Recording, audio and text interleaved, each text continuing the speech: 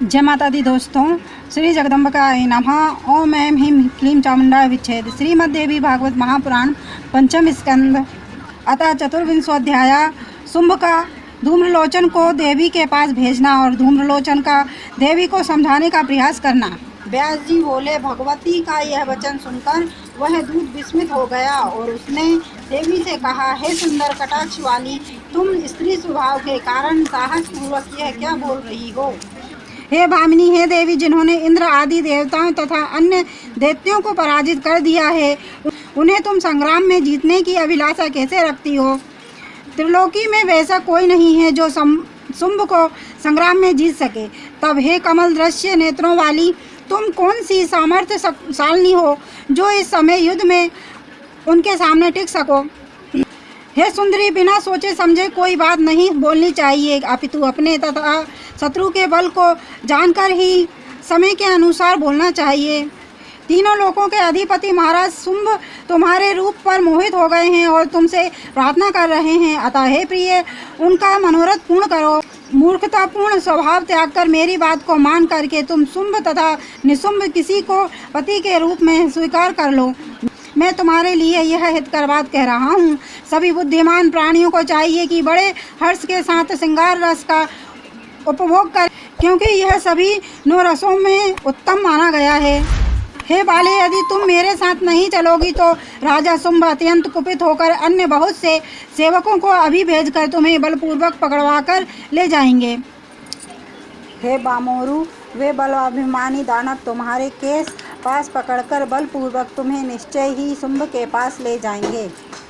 अतः हे कोमलांगी, अपनी लज्जा की रक्षा करो और इस दुस्साहस को पूर्ण रूप से छोड़ दो। तुम सम्मानित होकर उनके पास चलो, क्योंकि तुम सम्मान की पात्र हो। कहाँ तीक्ष्ण बाणों से होने वाले युद्ध और कहाँ रति कीड़ा से उत्पन्न होने वाला सुख। सार बात पर सही सही विचार करके तुम मेरे हित कर वचन को मान लो और शुंभ तथा निशुंभ को अपना पति स्वीकार कर लो। इससे तुम परम सुख प्राप्त करोगी। देवी बोली, है महाभाग दूत, तुम बात करने में निपुण हो। यह सत्य है कि शुंभ और निशुंभ निश्चय ही बलवान हैं, यह मैं जानती हूँ, किंतु मैंने बाल्यकाल से ही जो प्रतिज्ञा कर रखी है उसे मिथ्या कैसे किया जाए। अतः तुम निशुंभ से अथवा उससे भी बलवान शुंभ से कह दो कि बिना युद्ध किए मात्र सौंदर्य के बल पर कोई भी मेरा पति नहीं बन सकेगा। मुझे अपने बल से जीत कर वह अभी पाणी ग्रहण कर ले। हे राजन, आप यह जान लीजिए कि मैं अबला तो होती हुई भी युद्ध की इच्छा से यहाँ आई हूँ।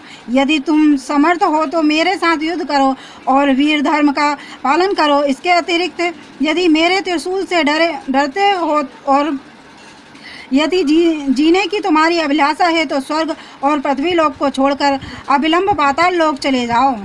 हे दूत, अभी जाकर अपने स्वामी से आदर पूर्वक ये बात कह दो। इसके बाद वे महाबली शुंभ विचार करके जो उचित होगा उसे करेंगे। संसार में यही दूत धर्म है कि जो सच्ची बात हो उसे वैसा का वैसा शत्रु और स्वामी दोनों के प्रति अवश्य कह दें।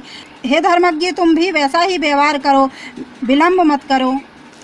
व्यास जी बोले, उस समय भगवती जगदम्बा के नीति युक्त शक्ति संपन्न हेतुपूर्ण और ओजस्वी वचन सुनकर वह दूत आश्चर्यचकित हो गया और वहां से लौट गया। दैत्यपति शुंभ के पास पहुंचकर बार बार विचार करके वह दूत विनम्र भाव से अपने राजा को प्रणाम करके उनसे नीतिपूर्ण मधुरता से युक्त तथा मनोहर बात कहने लगा। दूत बोला, हे राजेंद्र, सत्य और प्रिय बात कहनी चाहिए, इसलिए मैं अत्यंत चिंता में पड़ा हुआ हूँ, क्योंकि जो सत्य हो और प्रिय भी हो वैसा वचन निश्चित ही दुर्लभ है। अप्रिय बोलने वाले दूतों पर राजा सर्वथा कुपित हो सकते हैं, तथापि अपना धर्म पालन करते हुए मैं सच्ची बात कह रहा हूँ। वह स्त्री कहाँ से आई है, किसकी पुत्री है और कितनी सबल अथवा निर्बल है, इसमें से कुछ भी मैं नहीं जान सका। तब मैं उनके मन की बात क्या बताऊं? मुझे तो वह घमंडी, कटु बोलने वाली और सदा युद्ध के लिए उत्सुक दिखाई पड़ती थी। हे महामते, उस स्त्री ने जो कुछ कहा है उसे आप भली भांति सुने। मैंने पहले ही बाल्यावस्था में सखियों के समक्ष विनोदवश विवाह के विषय में यह प्रतिज्ञा कर ली थी कि जो युद्ध में मुझे जीत लेगा और मेरे अभिमान को चूर्ण कर देगा, उसी समान बल वाले का मैं पति रूप से वर्ण करूंगी। हे नृपश्रेष्ठ, मेरी वह प्रतिज्ञा मिथ्या न की जानी चाहिए। अतः हे धर्मज्ञ, मेरे साथ युद्ध करो और मुझे जीतकर अपने अधीन कर लो। उस स्त्री के द्वारा कही गई वह बात सुनकर मैं आपके पास आया हूँ। हे महाराज, अब आप जैसे भी अपना हित समझते हो वैसा ही करें। आयुधों से सुसज्जित तथा सिंह पर सवार वह युद्ध के लिए दृढ़ संकल्प किए हुए हैं। हे भूप, वह अपनी बात पर अडिग है, अतः जो उचित हो उसे आप करें। व्यास जी बोले, अपने दूत सुग्रीव का यह वचन सुनकर राजा शुंभ ने पास में ही बैठी हुई सूरवीर तथा महाबली भाई निशुंभ से पूछा। शुंभ बोला, हे भाई, इस स्थिति में मुझे क्या करना चाहिए? हे महामते, सच सच बताओ।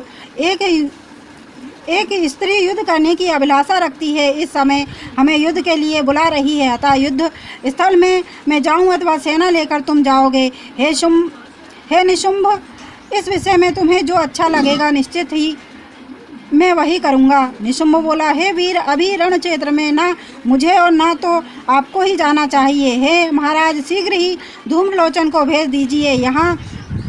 वहाँ जाकर युद्ध में उस सुंदर नेत्रों वाली स्त्री को जीतकर और उसे पकड़कर वह यहाँ ले आएगा। तत्पश्चात हे शुंभ, आप उसके साथ सम्यक विवाह कर लीजिएगा।